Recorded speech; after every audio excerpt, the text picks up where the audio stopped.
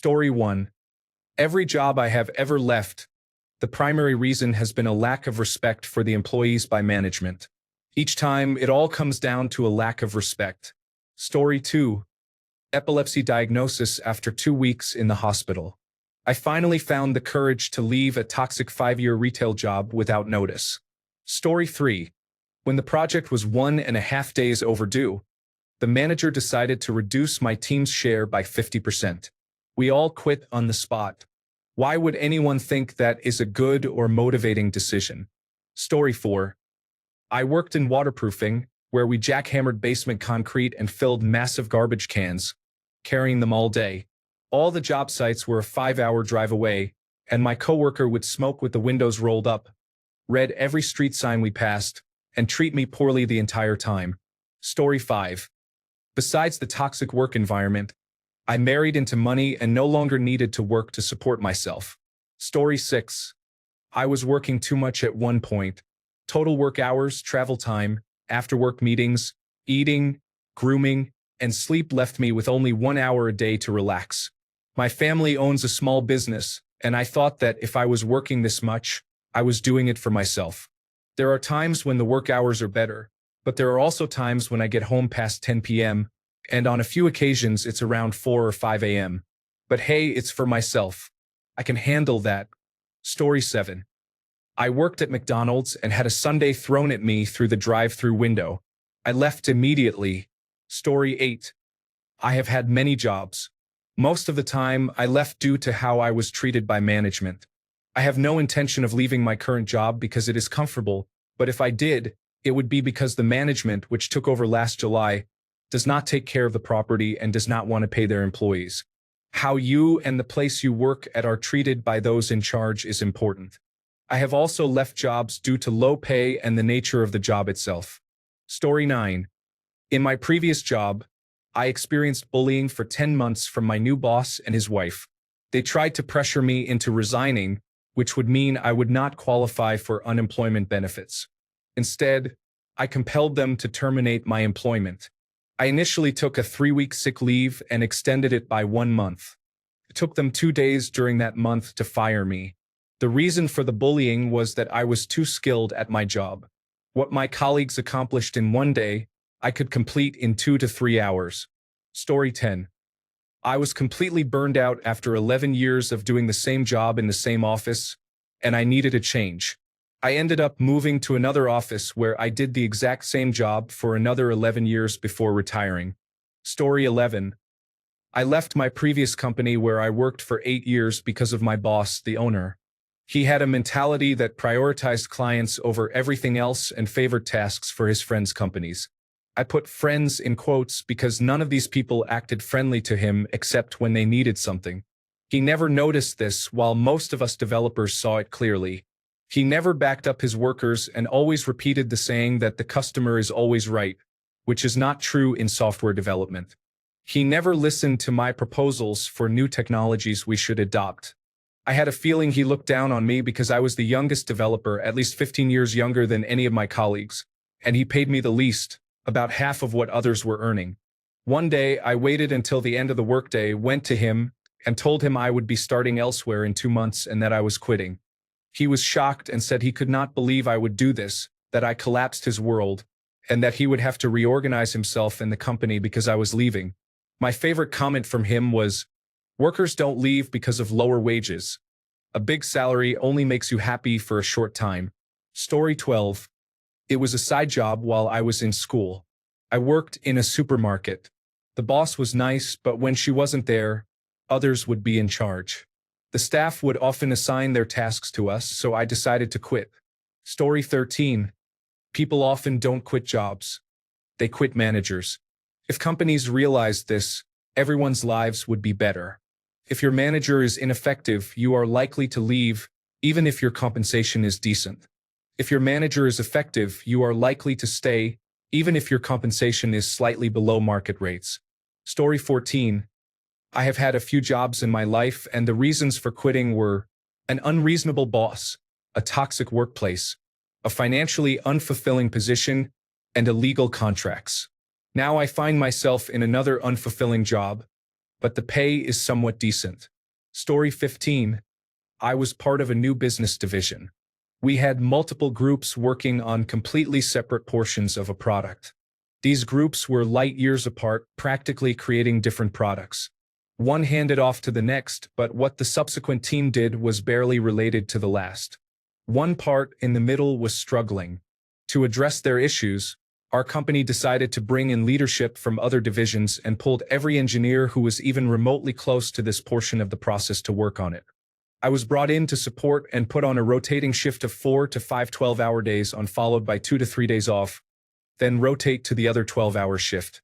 I was unfamiliar with this work because it was not anything I had done in the past 5 years. Eventually, I was informed that I was not allowed to touch anything and could only report what I observed. Now, I'm working 12 hours overnight, and if there's a problem, I have to sit idle because I'm not allowed to try to fix it. I began looking for a new job, found one in about 2 months, and submitted my 2 weeks' notice. They asked me to leave the next day. I heard that the new division was shut down within a year or so. Story 16. Working 12 hours for 4 consecutive days, performing the same repetitive motion for the entire shift, while being urged to work faster by managers. I was positioned just a few meters from a loud fire alarm that rang every 15 minutes to indicate the ovens were done. No hearing protection was provided.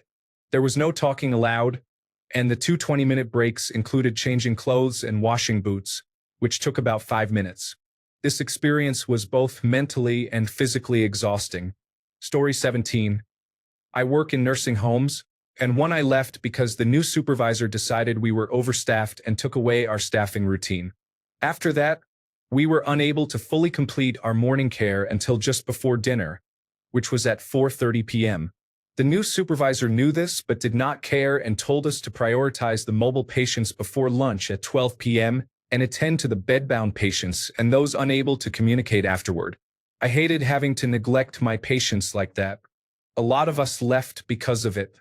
Story 18. A clueless boss wanted everyone to follow his instructions, even if they made no sense. Story 19. I was in a support role where my colleagues with the same title had an average of 1 primary principal, but I had 4. I was expected to operate at full capacity for each of them, all while earning the same salary as those working for just one person. Not one to complain without proposing solutions, I tried to respectfully and professionally implement changes for years. The turning point came when, after all that, they added 2 more people to my responsibilities. Story 20. I am considering walking out while reading this. It is meaningless and unproductive work. I was meant for better than what I have allowed myself to experience. Story 21. In winter 2015, a subcontracting company was responsible for last-mile package deliveries. Several final attempt deliveries were made to newly built homes for sale, but the dispatch stopped responding. At that time, we were required to attempt every package on our route, even if it kept us out past midnight. On one occasion, this led to a confrontation with a neighbor who brandished a firearm, likely a shotgun given the area. The final delivery was actually a customs reject, as indicated in uppercase red print in the shipper instructions box on the slip. One of the few things I remember from training is that Japan does not allow the importing of jewelry. The individuals who entered the information, printed the slip, and picked up the package knew this package would not go through, yet the company still charged the customer. Does the company not respect its employees? That much was expected. However, blatantly misleading customers is not the kind of place I want to work. Story 22. I am 43 now and I have left 3 positions throughout my career, not counting the part-time jobs I had as a teenager. My first job was in the administration and information technology section of a mental hospital. It was my first real career job. I worked there for about 5 years, gaining valuable experience in the professional field. I was hired as a junior administrator with the promise of being promoted to a mid-level position after a year and to a senior position thereafter, assuming I performed well. However, obtaining that senior promotion became increasingly difficult. My coworkers said I deserved it, but each year the team lead or manager would find excuses to not promote me. Additionally, the entire finance and administration department operated on an old boys network. The chief officer would invite a few people to a cabin in the woods once a year to drink and socialize, and if he liked you, you would be considered for other positions in the company. I attended one of those outings, which was incredibly stressful. Later, during a reorganization, a team was formed for development and modernization, but I was not even considered for a place on that team. At that point, I realized that my career had reached its peak in that company, so I began looking elsewhere. After that, I transitioned through a few smaller jobs, including one with a staffing company specializing in more specialized work. They initially hired me for a year, but during the first 6 months, I had nothing to do as there were no jobs in my region. When jobs finally started coming in, I discovered I had to go through a job interview every single time, and I dislike job interviews. So, when I found direct employment elsewhere, I decided to leave and worked for an elder care facility. I had a lot of fun there for about 6 years at a smaller organization. In addition to my administrative work, I was involved in various IT projects, including our migration to Google Workspace as our office platform and identity provider. I had some of the best managers ever. The company had close ties with another elder care group in the region, which led to a merger. During this merger, my manager left for better opportunities, receiving an offer for more money and a location closer to home. The manager who replaced him had drastically different visions and ideas than I did. We rarely saw him, which wasn't helpful during the merger. Eventually, my old manager contacted me, offering me a substantial pay rise and the chance to work with him again. I jumped at that opportunity, and that is where I am currently employed. Story 23. The toxic environment, along with the low pay and mental abuse, was not worth it. Took a toll on me. Story 24. Employers are evading the system, treating clients and staff appallingly with abuse and neglect. You can only report it to relevant agencies so many times before you burn out in an industry where they hire anyone regardless of whether they should be in the field, have empathy, compassion, or the patience for the position. Story 25. New management decided to bring in staff from their previous company that we acquired.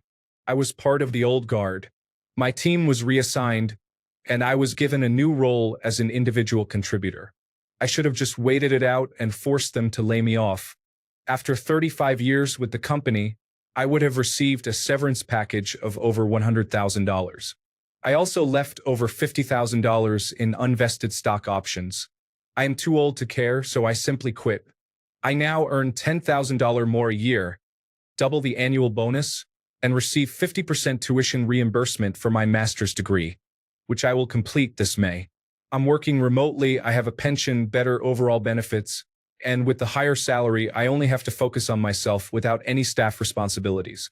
The only downside is that I no longer have stock options. Sometimes change is not only warranted but necessary. Story 26.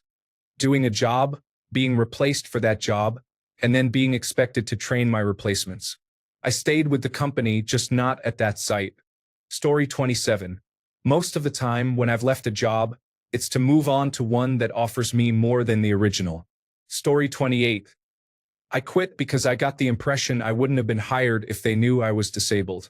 Invisible disability is apparently a significant inconvenience for some companies if you need accommodations in place to prevent harm while working. Story 29. Workday is over. Going back on Monday. Jokes aside, my previous job was as a chef. I was overworked and underpaid, so I left as soon as I could. Story 30. I worked in a clothing store for at least 8 hours a day, at least 4 days a week, standing in front of a changing room, listening to the same music repeatedly with no end in sight. I said I felt sick and never returned. Thanks a bunch for sticking around till the end of the video. Remember to subscribe, and until next time, stay awesome and goodbye.